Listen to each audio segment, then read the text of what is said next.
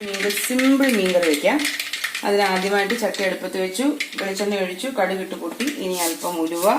ഇതൊക്കെ എല്ലാവരും ചെയ്യുന്നത് തന്നെയാണ്, എന്നാലും ചുമ്മാതെ ഞാൻ ചെയ്യുന്ന രീതി ഒന്ന് കാണിക്കാം എന്നേ ഉള്ളൂ.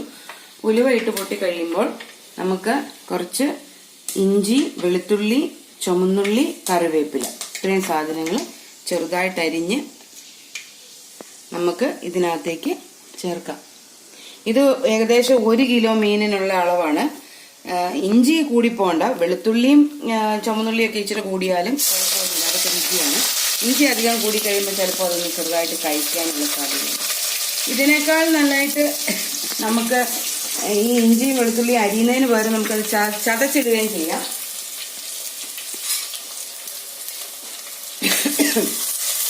ചതച്ചിടുമ്പോൾ കുറച്ചും കൂടെ അതിനൊരു ടേസ്റ്റ് വരും. ഇതിൻ്റെ ഒരു ഇഞ്ചിയുടെയും വെളുത്തുള്ളിയുടെയും ഒക്കെ ഒരു രുചി അതിനകത്തേക്ക് കൂടുതൽ വരും. അന്നേരം ഇത്രയും ഇഞ്ചി വെളുത്തുള്ളിയുടെ ആവശ്യമില്ല. ചതച്ചിടുവാണെങ്കിൽ ക്വാണ്ടിറ്റി ഇച്ചിരി കൂടെ നമുക്ക് കുറയ്ക്കാം.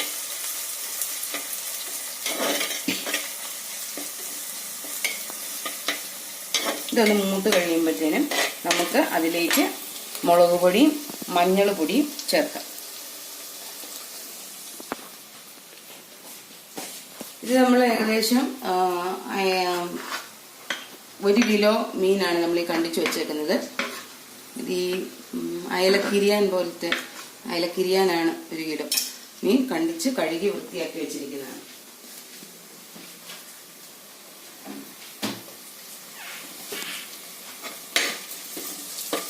ഇഞ്ചിയും വെളുത്തുള്ളിയൊക്കെ നല്ലതായിട്ടൊന്ന് മൂത്ത് കഴിയുമ്പോൾ നമുക്കതിലേക്ക് ആവശ്യത്തിനുള്ള മുളക് പൊടി ചേർക്കാം.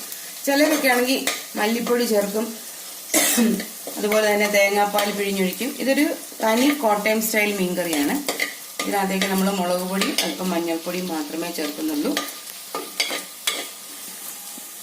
ഇത് മൂത്ത് വരുന്ന സമയത്ത്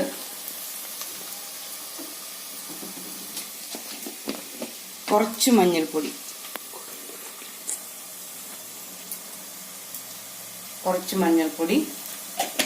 ചേർക്കാം.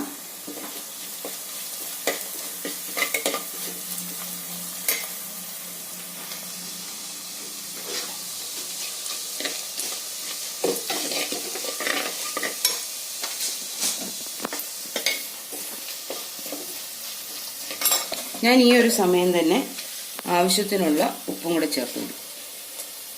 ചിലര് ഈ കൊടംപുളി വെള്ളത്തിലിടുന്ന സമയത്ത് അതിനകത്തോട്ട് ഉപ്പ് ചേർത്ത് തിളപ്പിക്കുന്നവരുണ്ട്. ചിലർ മസാല ഇട്ട് മുളക് പൊടിയൊക്കെ ഇട്ടതിന് ശേഷം അത് വഴറ്റുമ്പോൾ ഇടുന്നവരുണ്ട്. ഞാൻ ഈ ഒരു സമയത്താണ് സാധാരണ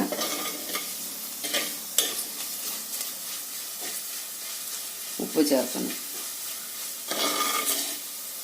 ഏകദേശം ഒന്ന് മൂത്തു. അപ്പോൾ ഈ ഒരു സമയത്ത് നമുക്ക് ഈ തീ അല്പം ഒന്ന് കുറച്ചിട്ട് നമുക്ക് മുളക് പൊടി ചേർത്ത് കൊടുക്കാം.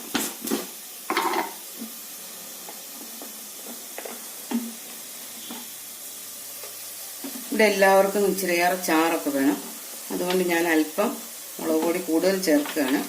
ഇത് കാശ്മീരി മുളകും മറ്റേ എരിവുള്ള മുളക് പൊടിയും കൂടെ ഒന്നിച്ച് ചേർത്ത് പൊടിച്ചു വെച്ചേക്കുന്നതാണ്. അതുകൊണ്ട് എരിവൊന്നും വളരെ കൂടി പോകത്തില്ല, എന്നാൽ അതേസമയം മീൻകറിക്ക് നല്ല കൊഴുപ്പും കിട്ടും. ഈ ഇത്രയും മുളക് പൊടി ചേർത്ത് ഈ മുളക് പൊടി ഒന്ന് മൂത്ത് വരുന്ന സമയത്ത് നമുക്കിതിലേക്ക് കൊടംപുളി വെള്ളത്തിലിട്ട് വെച്ചേക്കുന്നത് ചേർത്ത് കൊടുത്ത് എണ്ണ തെളിയുന്ന വരെ നമുക്കൊന്ന് വഴറ്റിയെടുക്കാം.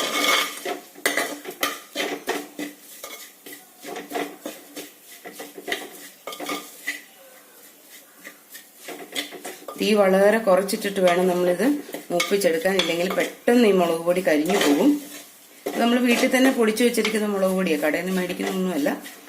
ഇതിനകത്ത് കാശ്മീരി മുളക് പൊടി ഇച്ചിരി ഏറെ ചേർക്കുകയാണെങ്കിൽ വളരെ എരിവ് കുറവുണ്ട്, പക്ഷെ നല്ല കൊഴുത്ത ചാറ് കിട്ടും.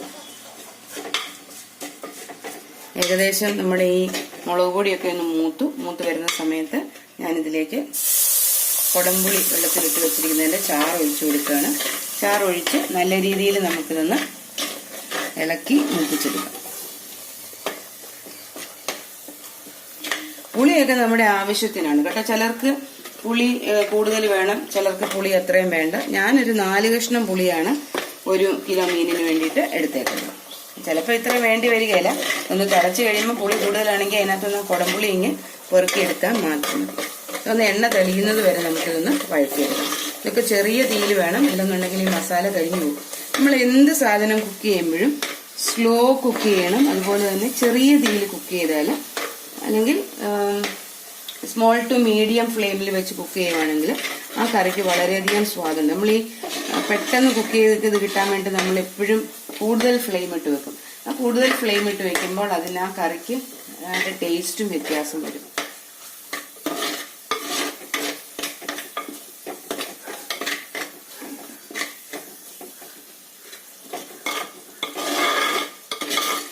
ഒഴിച്ച് നല്ല രീതിയിൽ നമുക്കിതൊന്ന് ഇളക്കി മൂപ്പിച്ചെടുക്കാം.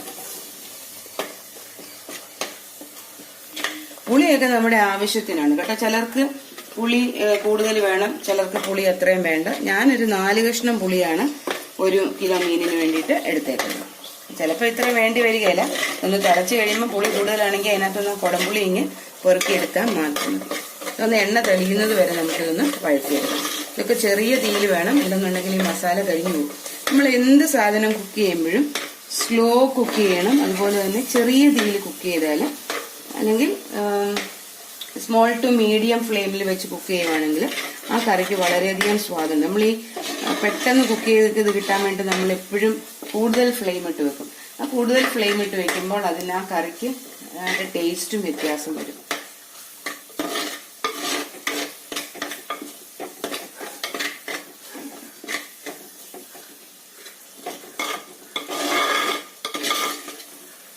മസാല മൂത്ത് വരുമ്പോഴത്തേനും ചെറുതായിട്ട് എണ്ണ തെളിഞ്ഞ് മേളി വരും.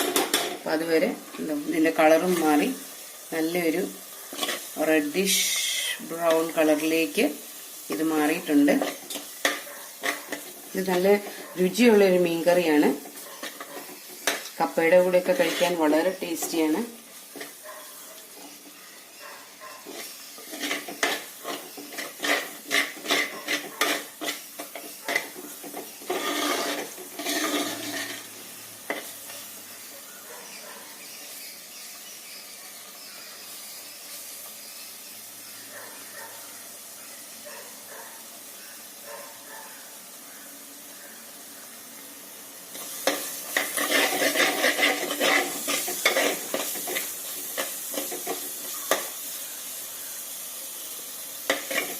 ഏകദേശം നമ്മുടെ ഇതൊന്ന് മൂത്ത് വന്നിട്ടുണ്ട്. ഇതിലേക്ക് ഞാൻ ബാക്കി പുളിയും കൂടെ ചേർത്ത് ഞാനൊന്ന് ഇളക്കുകയാണ്. ഇനി നമുക്ക് ഇതിനകത്തേക്ക് ആവശ്യത്തിനുള്ള വെള്ളവും കൂടി ഒഴിച്ച് നമുക്കൊന്ന് തിളപ്പിക്കാം.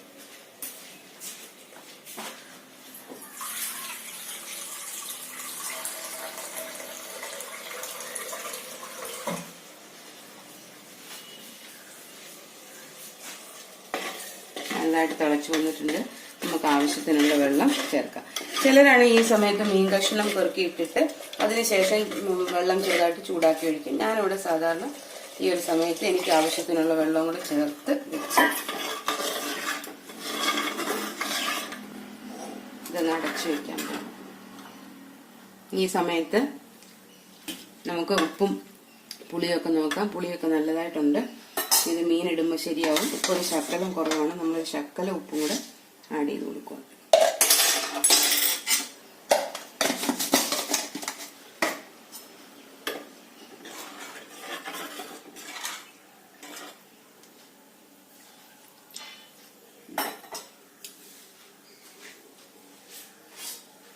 നമുക്കിനി ഇതൊന്ന് അടച്ചു വെക്കാം.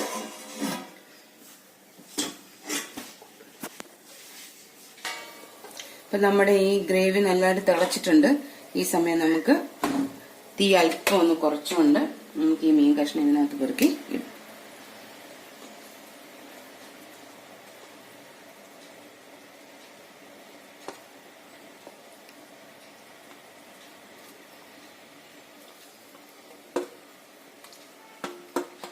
നല്ല മണം വരുന്നുണ്ട് ഇപ്പൊ തന്നെ.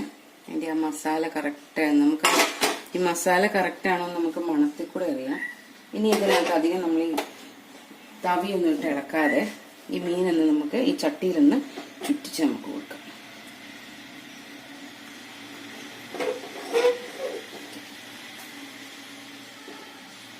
ഈ ചാറിനകത്ത് മുങ്ങിക്കിടക്കുന്ന പരുവം, ഈ പരുവം മതി ചാറ്.